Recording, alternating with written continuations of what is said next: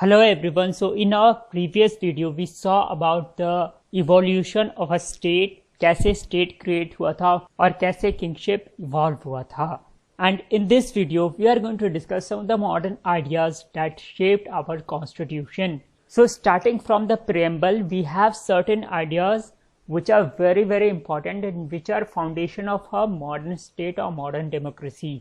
सो वो आइडियाज़ कैसे इवॉल्व हुए हैं उसका थोड़ा सा हिस्ट्री हमको पता होना चाहिए, उसके बाद हम उसको बेटर अप्रिशिएट कर पाएंगे. So before I start I want to say that our interview guidance is going on. So if you are interested you can enroll to it by calling और व्हाट्सएपिंग मी ऑन 7764869624. जिन्होंने टिस्टनेट के लिए qualify किया है, किसी भी course के हो, उनका इंटरव्यू जो है अभी लिया जा रहा है. जस्ट ₹500 उसका प्राइस है. जबकि हमारा कॉम्प्रिहेंसिव टिस्ट कोर्स जो है वो आप जीके, क्वांट, इंग्लिश तीनों ही का लेंगे, उसका प्राइस 4000 है. और कॉम्प्रिहेंसिव जीके जो है वो 1800 का है और अर्ली बर्ड्स के लिए थोड़ा डिस्काउंट है. और हम यह कोर्स बहुत ही इनोवेटिव तरीके से कवर करने वाले हैं, तो आपको भी मजा आएगा. And it is also important to say that I am one of the highest scorer in TISNET and one of the highest scorer in UPSC essay. So here you can see that I scored 82 marks when the cutoff of HR was 75, and similarly I have very good marks in essays, that is 154. Now coming to the point, हमने कल state का evolution और kingship का evolution देखा था. सारे जगह, चाहे यूरोप हो चाहे इंडिया हो, वहाँ डिवाइन थ्योरी ऑफ किंगशिप चल रहा था. सो जब भी कोई सोसाइटी को चेंज करना होता है उसका 3 मेथड होता है. क्या होता है? पहला होता है रिवाइव कर दो उसको, दूसरा होता है रिवोल्ट करो और तीसरा होता है रिफॉर्म करो. सो जो रिवाइव होता है उसमें क्या होता है कि हम एक पर्टिकुलर सोसाइटी से वापस पीछे की तरफ जाते हैं. रिवोल्ट जो होता है उसमें भी सोसाइटी चेंज करती है, लेकिन उसमें टाइम ड्यूरेशन जो होता है रिलेटिवली बहुत स्मॉल होता है और उसमें खून खराबा बहुत होता है. और रिफॉर्म का प्रोसेस जो है वो थोड़ा ग्रेजुअल प्रोसेस होता है, धीरे धीरे सोसाइटी इवॉल्व करती है. So most of the European states जो बने हैं वो कैसे बने हैं? रिवोल्ट से बने हैं. वो किसी रिफॉर्म से नहीं बने हैं, रिवोल्ट से बने हैं. यानी कि बहुत कम समय पे वहाँ बहुत ज़्यादा कुछ हो गया, खून खराबा हुआ, उसके बाद बना. सो इनमें इम्पॉर्टेंट है जो फ्रेंच रेवोल्यूशन हुआ, उसके बाद जो कॉलोनी था यूएसए का, वहाँ पे वॉर ऑफ इंडिपेंडेंस हुआ.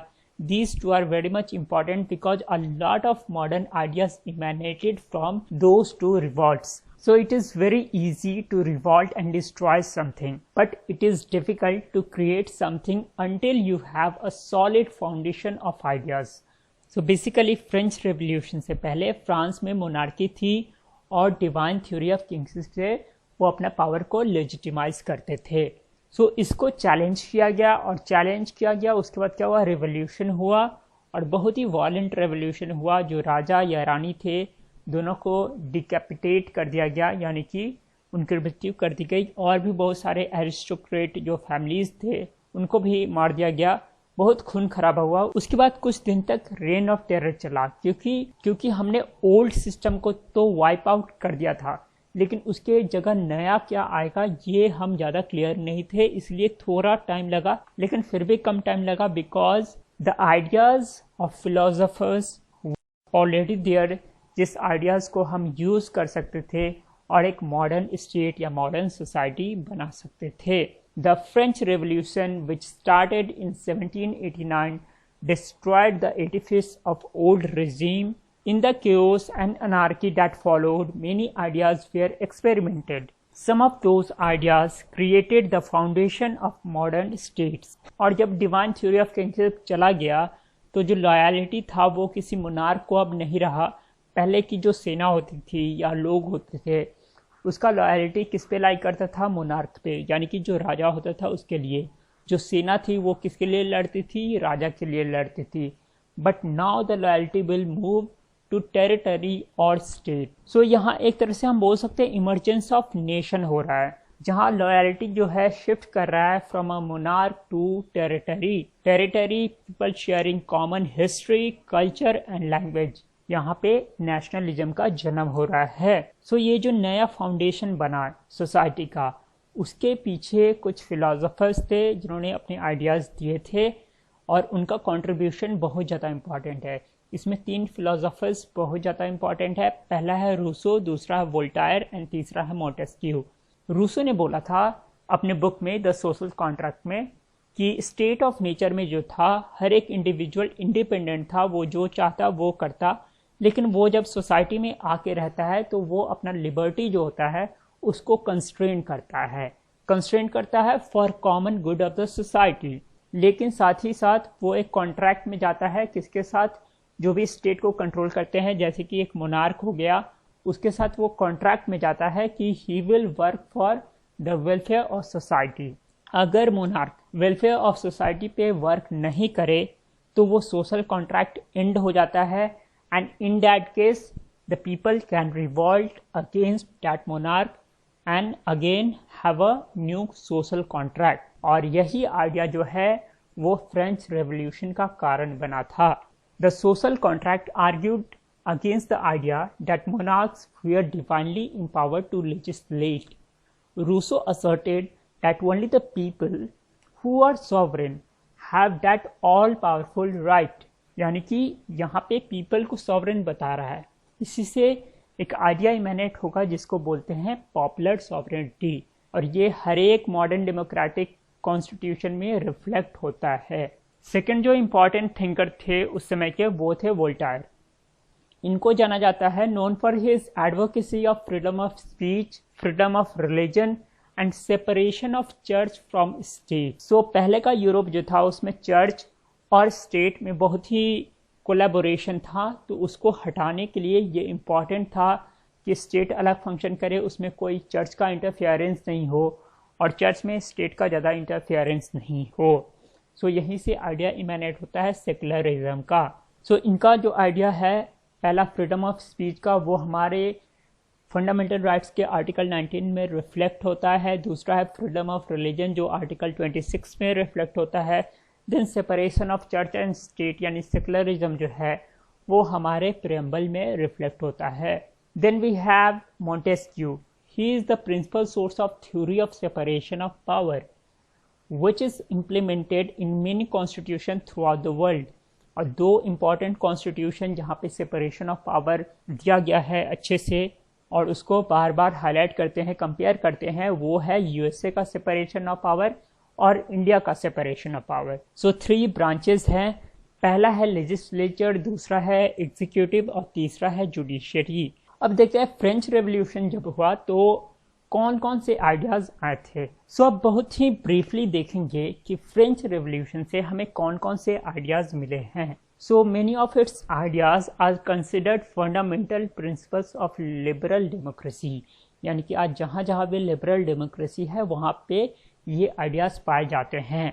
जो 3 कलर होता है फ्रांस के फ्लैग का, that is blue, white and red, that stand for liberty, equality and fraternity. और ये क्वेश्चन डायरेक्टली हो सकता है आपसे पूछ दे कि वो 3 कलर किसके लिए स्टैंड करते हैं। फिर यहाँ से दूसरा आइडिया जो ओरिजिनेट होगा वो होगा पॉपुलर सॉवरेनिटी का, कॉन्स्टिट्यूशनलिज्म का, यानी कि एक कॉन्स्टिट्यूशन होगा जो सुप्रीम लॉ ऑफ लैंड होगा, उसमें रिलेशनशिप पूरा बताया जाएगा, कौन कैसे फंक्शन करेगा और उसी से देश चलेगा। Then came the idea of republic, that is the head of the state will not be hereditary, rather it will be chosen by the people. And then we discuss secularism, that is state and the church will be separate, दोनों अलग अलग काम करेंगे, दोनों का कोई interference ज़्यादा नहीं होगा। Then one more thing which is more important here is rights of man, यानी कि फ्रेंच रेवोल्यूशन से हमको राइट्स ऑफ मैन का कॉन्सेप्ट मिलता है, जिसमें कि जो ह्यूमन बीइंग्स होते हैं, जो मैन होते हैं, उसके कुछ राइट्स को इन्यूमरेट किया जाता है। Then as you can see in the figure, यहाँ पे एक लेडी है जो फ्रांस के फ्लैग को लेके खड़ी है। सो ये एक सिंबल है जिसके थ्रू फ्रांस को एज अ नेशन सिंबलाइज किया गया है। So the name of the lady is Marianne. Marianne has been national personification of French republic since French revolution as a personification of liberty, equality and fraternity and reason। तो Marianne भी पता होना चाहिए, आपसे हो सकता है किसी एग्जाम में पूछ दे। Now come to American declaration of independence. इससे हमको कौन कौन से आइडियाज़ मिले हैं? पहला तो ये है कि इसको पेन किसने किया था? सो थॉमस जेफरसन करके एक पर्सन थे जिन्होंने इसको लिखा था। He said we hold this truth to be self evident that all men are created equal, that they are endowed by their creator with certain unalienable rights, that among these are life, liberty and the pursuit of happiness. So US is the first democracy of the world. ये पहला बहुत ही important point है कि USA जो है वो पहला democracy है या ओल्डेस्ट डेमोक्रेसी है। इसलिए अगर आप चाहे तो लिख सकते हैं कि the US is the whereas India is the largest democracy. उसके बाद है कि ये भी रिपब्लिक है, यानी कि हेड ऑफ स्टेट जो होता है वहाँ वो कोई हेरिडिटरी पोस्ट नहीं होता है, रादर ही और she is elected by the people. उसके बाद है सेपरेशन ऑफ पावर, जो मैंने पहले भी डिस्कस किया था। मॉन्टेस्क्यू का आइडिया था लेजिस्लेचर, एग्जीक्यूटिव और जुडिशरी 3 ऑर्गन होंगे जो कि सेपरेटली काम करेंगे। फिर यहाँ कॉन्सेप्ट दिया गया था बिल ऑफ राइट्स का, जिसमें मैन के कुछ राइट्स को पहचाना गया था और इसी बिल ऑफ राइट्स से हमारा फंडामेंटल राइट्स जो है वो लिया गया है। सो हम इसको बोल सकते हैं कि हमारा फंडामेंटल राइट जो है वो डायरेक्टली इंस्पायर्ड है bill of rights of USA से। ना एक और चीज़ जानना जरूरी है कि नेशनलिज्म का जो फीलिंग है इसी समय डेवलप होना शुरू हुआ, यानी कि 19th सेंचुरी में डेवलप होना शुरू हुआ और कई सारे यूरोप के नेशंस बनना शुरू हो गए। जैसे कि पहले आपको फ्रांस, ब्रिटेन बनेगा, फिर यूएसए बनेगा, उसके बाद जो है आपको जर्मनी, इटली करके नेशन बनना शुरू हो जाएंगे। तो नेशनलिज्म का जो फीलिंग है वो यहाँ डेवलप होगा और नेशनलिज्म के फीलिंग को मासेस तक पहुँचाने के लिए कई बार क्या होगा, सिम्बल्स का यूज़ होगा। So nations were personified to make the idea of nationalism popular among the masses. For example, हमने पहले ही देखा कि फ्रांस ने क्या किया था, मरियन को as a personification of France दिखाया था। उसी तरह जर्मनी में नेशनलिज्म को रिप्रेजेंट करने के लिए पूरे जर्मन स्टेट को जर्मेनिया करके सिंबलाइज किया जाएगा। और ब्रिटेन अपने नेशनलिज्म को कैसे सिंबलाइज करेगा? Through Britannia. तो यहाँ आप देख सकते हैं ये ब्रिटानिया है, ये जर्मेनिया है और ये मरियन है जो कि फ्रांस को रिप्रेजेंट करती है। इसी कॉन्सेप्ट को थोड़ा यूज़ करके हमारे यहाँ सबसे पहले आनंद मठ लिखा जाएगा, जिसमें भारत माता का कॉन्सेप्ट होगा और उसके बाद भारत माता का पहला पेंटिंग बनाया जाएगा। सो ये जो आप पेंटिंग देख रहे हैं ये भारत माता का पहला पेंटिंग है। सो अगर आपको पता है तो आप नीचे कमेंट सेक्शन में लिखिएगा कि ये पेंटिंग किसने बनाई थी। So this concept of Bharat Mata also come so this concept of Bharat Mata, Britannia, Germania, ये सारे नेशनलिज्म के फीलिंग को पॉपुलर करने के लिए यूज़ हुआ था। Now come to our constitution. हमारा कॉन्स्टिट्यूशन है क्या basically? So our constitution is our social contract. जैसा रूसो ने बोला था, अंडर सोशल कॉन्ट्रैक्ट जो पीपल होते हैं वो अपने लिबर्टीज़ को थोड़ा कर्टेल करते हैं फॉर कॉमन गुड। सो उसी तरह ये हमारा सोशल कॉन्ट्रैक्ट, जिसमें हमने अपने लिबर्टीज़ को थोड़ा कर्टेल किया हुआ है और हमने कॉमन गुड के लिए कुछ लॉ ऑफ लैंड बनाया है। So our constitution is our social contract with the state. It is the supreme law of land which defines the functions of 3 organs of the state, that is the executive, the legislature and the judiciary. It also defines the relationship between the citizen and the state. Our constitution starts with the phrase we the people of India. इसका मतलब क्या हुआ? इसका मतलब हुआ कि यहाँ sovereignty जो है या पावर जो है कहाँ से इमेनेट हो रहा है? पीपल से हो रहा है। Thus it imbibes the idea of popular sovereignty as given by Rousseau.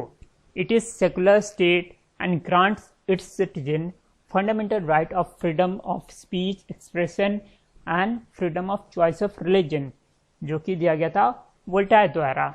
Moreover, it follows separation of power as put forward by Montesquieu, जो कि legislature, executive और जुडिशरी में दिखाई देता है। सो ये हमारा प्रेम्बल है। हमारा जो नेक्स्ट वीडियो होगा वो प्रेम्बल के ऊपर होगा।